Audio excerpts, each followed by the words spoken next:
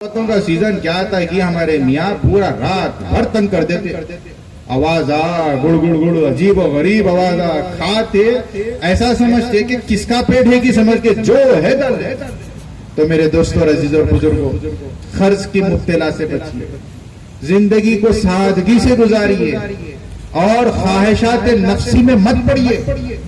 दुनिया बड़ी खतरनाक है, आपको कभी भी सुकून से रहने नहीं देगी। याद रखिए, अल्लाह उसके रसूल की खुशनुदी हासिल करते हुए दुनिया से गुजर जाओ। चाहे आपको कोई, अब तक बताइए कितने बादशाह गुजरे, अब कुछ है उनका मुकाम?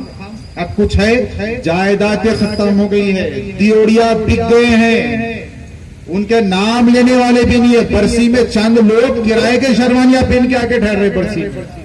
मेरे दोस्तों अजीजों, याद रखो, मिलाद की महफिल का मकसद मैं आपको बता रहा हूं, अल्लाह उसके रसूल की इताअत, अल्लाह के रसूल की इत्तिबा, ये हमारा मकसद है। मिलाद की महफिल, मिलाद का जश्न ऐसे मनाओ कि हुजूर मान जाए। आप किसकी मिलाद मना रहे हैं?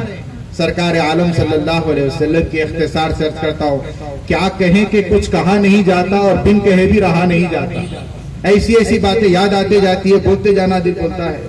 अब अपना मामला ऐसा छोड़ दिए तो 3-3, 4-4 घंटे भी जो चलते रहता मसला, लेकिन आप लोगों का भी ख्याल रख रहा हूं, दिन भर थके हुए होंगे।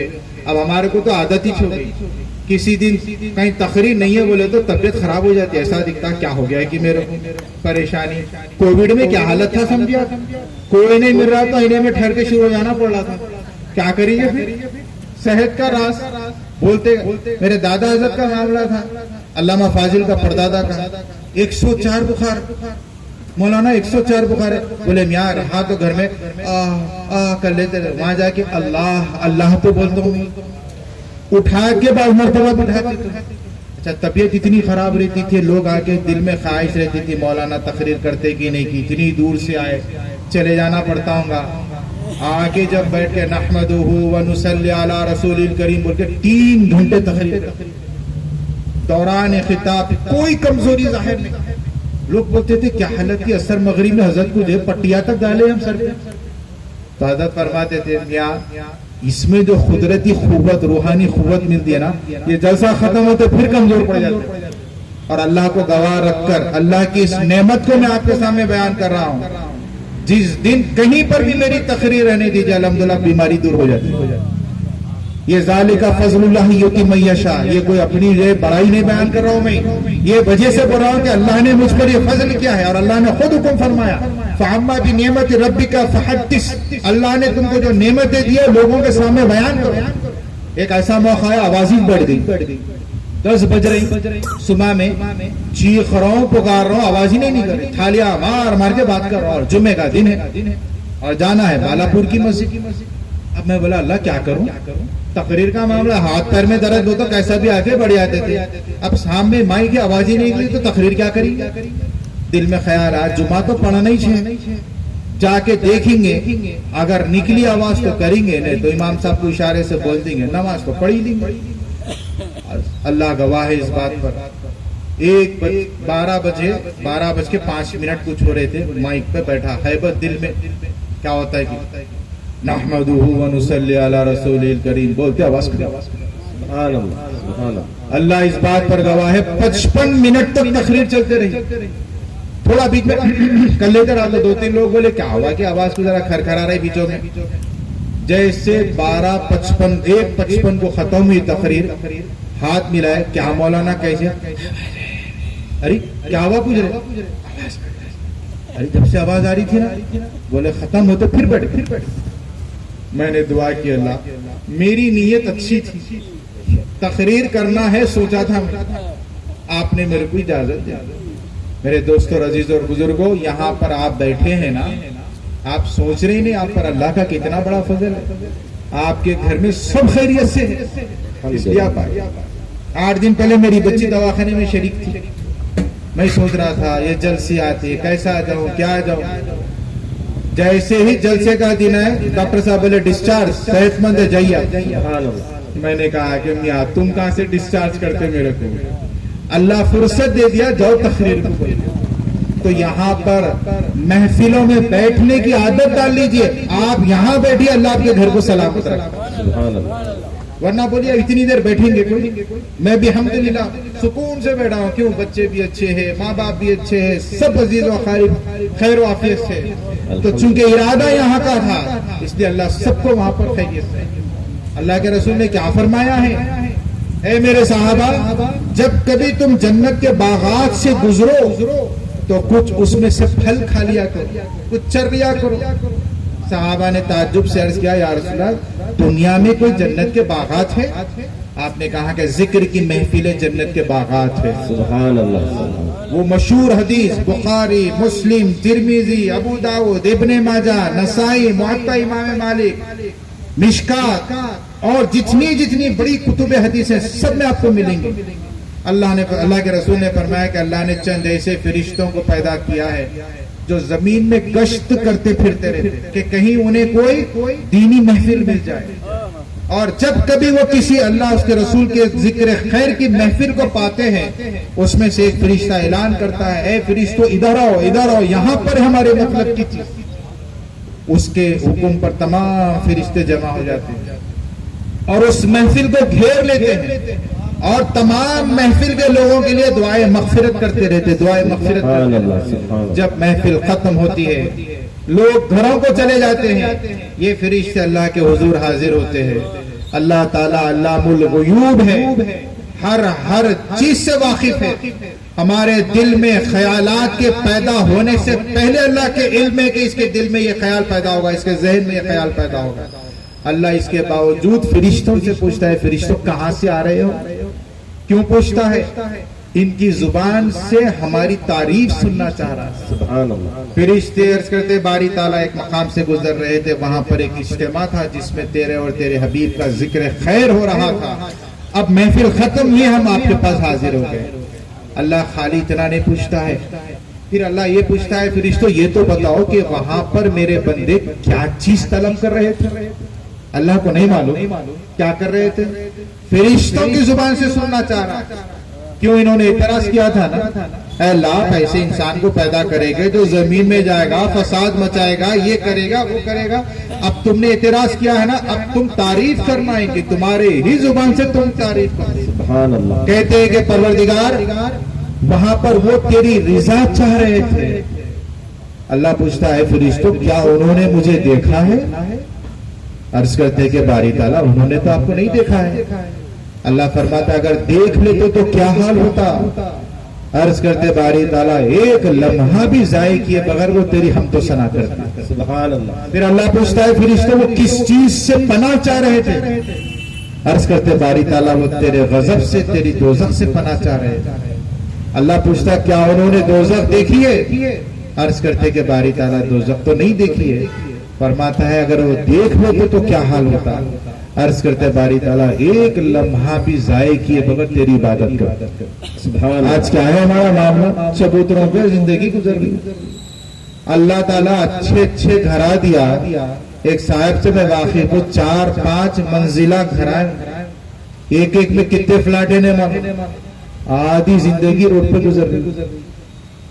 डाल लिए कुर्सी, उधर से वो पाशा भाई आते, इधर से चांद भाई आते, उधर से लड्डू मियां आते, इधर से गुड्डू भाई आते, बैठ के पूरी रात मंतखब। उन्हें ऐसा करना था, इन्हें ऐसा करना था। क्रिकेट के मामले में तो देखता हूँ मैं बात आते जाते, अरे नहीं जर्रा आगे बढ़ के मारना था उन्हें। मियां तुम हजारों किलोमीटर दूर टीवी पे देख के बोले जर्रा आगे बढ़ना, बोले तो उन्हें बढ़ता आगे। खाली हाथ में बैट पकड़ो, तुमको दिन में तारे नजर आते, यहाँ से बैठ के मशवरे काम के ना दाम के, कौड़ी की भी बात की अहमियत नहीं, ऐसे मशवरे। हालत तो दीवानों की ऐसी। चंद दिन पहले जो क्या हुआ था, फुटबॉल, क्या फीफा कह के फुटबॉल है, तो सऊदी अरब जीत गया। तो उसमें एक साहब को देखा, चीख के उधर भाग रही चीख के। घर बन रहा था, शायद चौखट रखी हुई थी दरवाजे की, उसको उठा लेके भाग रहे। वो दूसरा आके इनको उठा लिया। अरे क्या हुआ? वो तो कुछ भी नहीं। कितनी की देर तक देख रहे, एक हौला उधर भाग रहा, एक दीवाना उधर भाग रहा। वह इलल जुनूनिन फुनून कहते, मजनूनों के भी कई किस्म होते, कोई हौला रहता, कोई चीखता। एक साहब मर गए, नाम नहीं लेता उनका, तो दूसरे साहब इतना रोए 3 दिन तक घर के बाहर नहीं निकले। तीसरे दिन मेरे से मुलाकात में, बोला कहाँ है, नहीं दिख रहे आप? बोलते नहीं वो फलां साहब का इंतकाल हो गया ना, तो इस वास्ते जिंदा रह के फायदा क्या? अरे मैं बोला तुम्हारे ना सगे ना सुनते ले तुम्हारे। बोले नहीं, जिंदगी का मकसद ही खत्म हो गया। मेरे दोस्तों और अजीजों, पागलों की कमी नहीं है गालिब, शहर में बेवकूफों की कमी नहीं है गालिब, एक ढूंढने जाए तो 1000 मिलते हैं। आप देखिए कैसे कैसे नमूने हैं। तो बहरहाल अर्ज करना ये है कि मकसद जिंदगी को समझ के गुजारिए और खास तौर पर झगड़ों में मुलविस मत होइए। किसी को मिलाद जब चाहे मनाना है मनाइए। मैं हमेशा कहता हूं आप जिस दिन बोले उस दिन आके मनाता हूं। मेरे को क्या है मकसद? मिलाद मनाना मकसद है मेरे। अच्छा सहाबा मनाए क्या पूछते? 2 बातें 3 बातें अर्ज करता हूं, वक्त बहुत हो रहा। कभी भी ऐसी हिमाकत मत करो, सहाबा की मिसाल कभी मत पूछो, पूछेंगे तो जलील हो जाएंगे। याद रखो। ठीक है मैं बोलता हूं सहाबा नहीं मनाए होंगे, पहले तो मनाए, वो भी आपके सामने दलील देता हूं। आप क्यों नहीं मनाते खुशी? सहाबा नहीं मनाए इस वास्ते नहीं मनाते, ये तुम्हारी अपनी सोच है। सहाबा सब मनाए। अच्छा ठीक है, जो सहाबी करे वो करते। बोले हो अगर सहाबी मिलाद मनाते तो हम भी मनाते थे, मतलब क्या हुआ? सहाबा जो किए हम भी वही करते। चलिए मैं पहली मिसाल देता हूं, सिद्दीक अकबर पूरा घर लुटा दिए। अब आप क्या करना? एक मस्जिद में बोला मैं, अब आप क्या करना? घर नहीं लुटाना, नहीं तो बीवी मारती पकड़ के, कहा किधर दीवाने क्या? एक साहब बोले, मौलाना बोले, इंसान नेकी का इरादा करना चाहता है लेकिन शैतान उसको जो रोक लेता। मजमे में से एक उठ के बोले अब देखता हूं कैसा रोकता मेरे को। सीधा घर को आए, बीवी देखी क्या बात है, गुस्से में अंदर जा रहे। बोले खैरियत? चुप, आवाज ने खामोश। बोला ऐसा अब तक मैं बोलती थी, अब बिनो बोल रही। सीधा कुफल खोले, लॉकर खोले, पैसों की गड्डी निकाले, सीधा बेलन लेके ठहर गई। बोले रखो अंदर। कहाँ जा रही? बोले नहीं मौलाना, बोले इंसान जो है नेकी करना चाहता लेकिन जो है शैतान रोक देता, तो आज शैतान को हराना चाहता हूँ। बोले अब खाली जो है बेलन उठाई, अब सीधा कबगीर उठा लेते, डोई उठा लेते, फौरन रखो। अब तू मैं जो होने लगी, झगड़ा हुआ, थैली फेंक के आके जो छोटी सूरत लेके जलसे में बैठ गए। इन्हों समझ गए। बोले क्या हुआ मियां? बोले शैतान को हरा दिया, उसकी अम्मा से हार गया। तो नेकी का इरादा करो, अब शैतान आपको जो मसले मसाइल में डाल देता। तो हमारे को क्या करना है? जब आप बुलाओ मेरे को करना है मिलाद। अब आप देखिए सिद्दीक अकबर, वो मस्जिद में मैंने कहा कि अब पूरा घर मत लुटाओ, आपके जेब में अब जितने पैसे हैं ना मस्जिद के चंदे के गले में डाल देके चले जाओ। घर में भी होंगे, बैंक में भी होंगे। बाद में पूछा तो बोले मौलाना 5000 कितने 3000 आते थे तो 2000 इजाफा है। मैंने चलो अल्लाह का शुक्र है कोई एक तो छटका होगा अपना जेब। आप बोलिए फारूक आजम 22 लाख मुरब्बे मील तक इस्लाम को पहुंचाए, है ना सुन्नत? आप अपने बच्चे को मस्जिद तक पहुंचा लो।